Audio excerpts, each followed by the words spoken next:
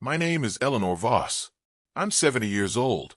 I would learn, before that cruise ended, that the daughter-in-law I had welcomed into my family had booked me a cabin with no return ticket. I didn't know that yet.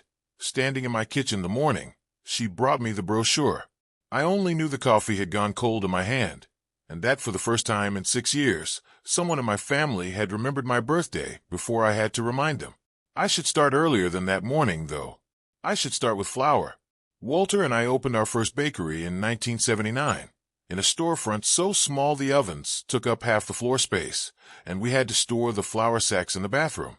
We had no money, no plan beyond stubbornness, and a recipe for sourdough that Walter's grandmother had carried over from Poland folded into the lining of a coat.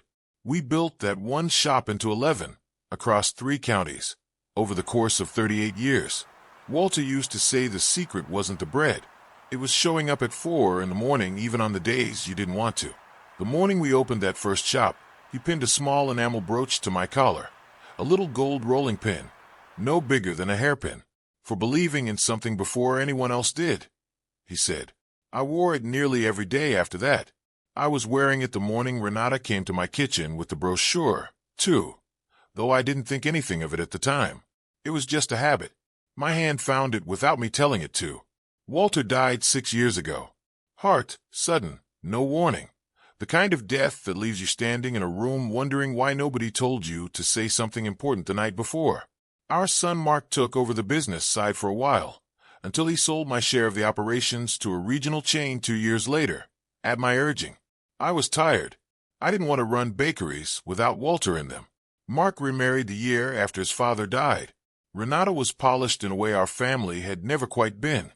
The right handbag, the right laugh at the right moment, always a little too kind, a little too fast to compliment a room. I don't think I ever disliked her. I think I never fully believed her, either, and I didn't examine that feeling closely enough to know why. We had grown distant, the 3 of us. Phone calls shortened to texts, texts shortened to nothing.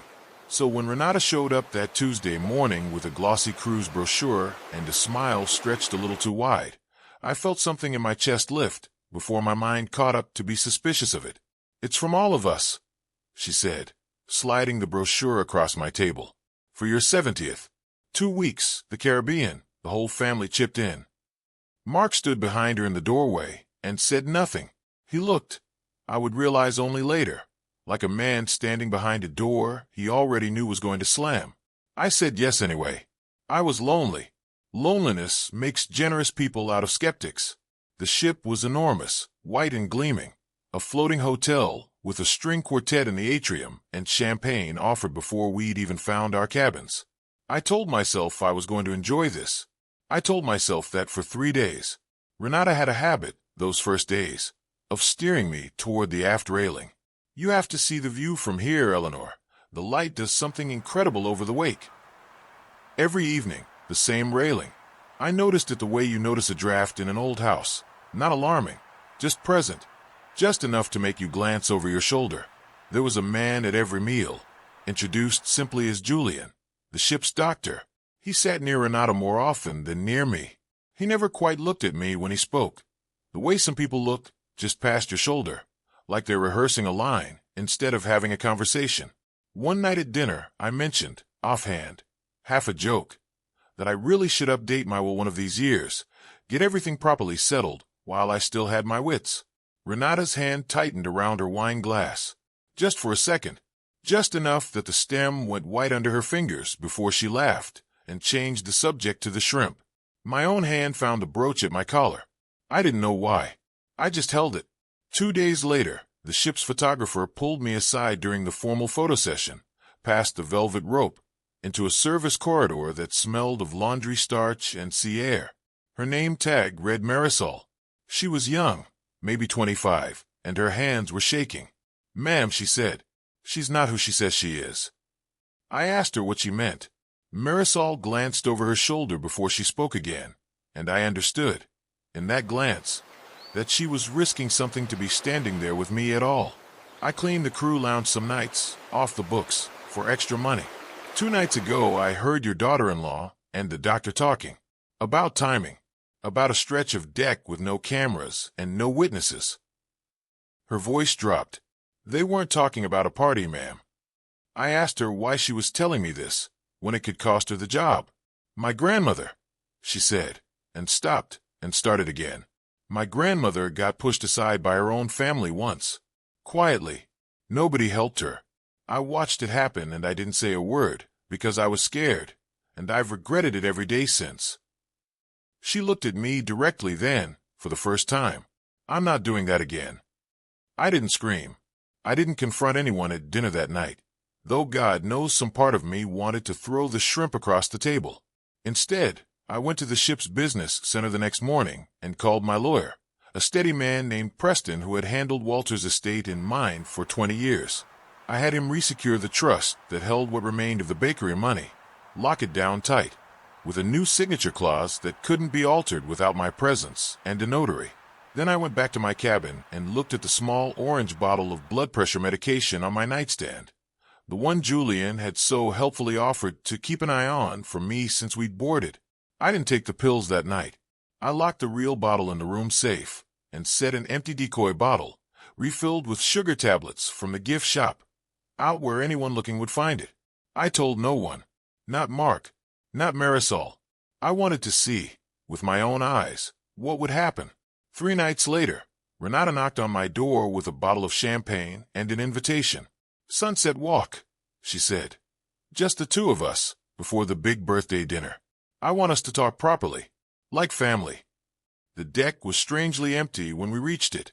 She'd mentioned to the crew, I'd learn, that we wanted privacy for a sentimental moment. Julian appeared a few minutes in, as if by accident, carrying a second glass of wine to celebrate properly. I didn't drink it. The railing was close. Renata's chatter was bright and constant. Too bright, the kind of cheerful that has no room to breathe in it. Julian's hand hovered near the small of my back, not quite touching, guiding without seeming to guide. I stepped back instead of forward. It was such a small motion, a half step, nothing more.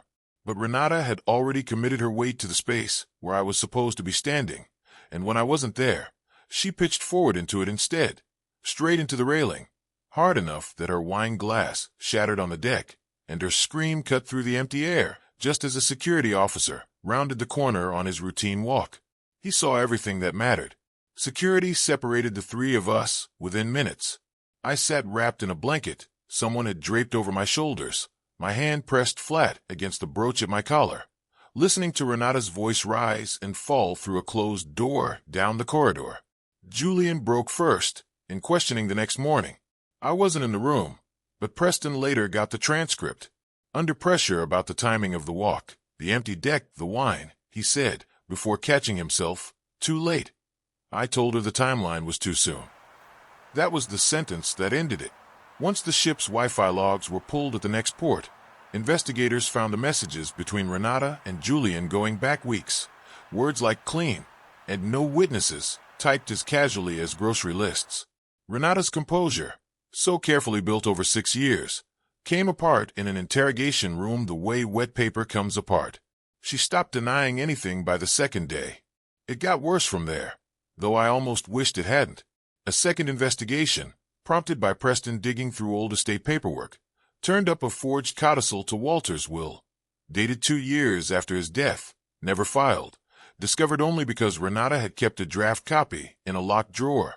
And Julian, it turned out, had a prior patient's family who'd raised nearly identical concerns years earlier, concerns that had gone nowhere because no one had believed an elderly woman over a doctor in a white coat.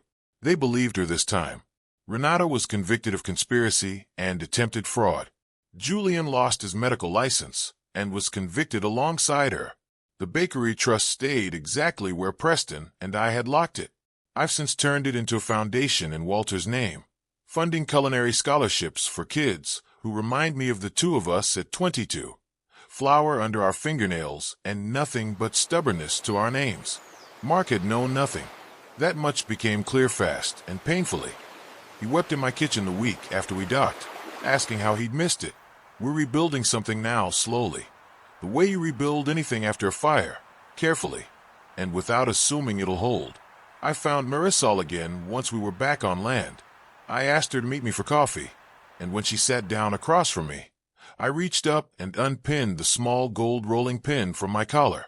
This was the first thing my husband ever gave me, I told her, for believing in something before anyone else did. I placed it in her hand. I want you to have it, for the same reason. She cried. I did too. If there's anything I've learned from all of it, it's this. 1. Loneliness can make us accept kindness we haven't questioned closely enough. 2. The people with the least power to protect us are sometimes the only ones brave enough to try. 3. Real love plans for tomorrow together. It never plans your absence.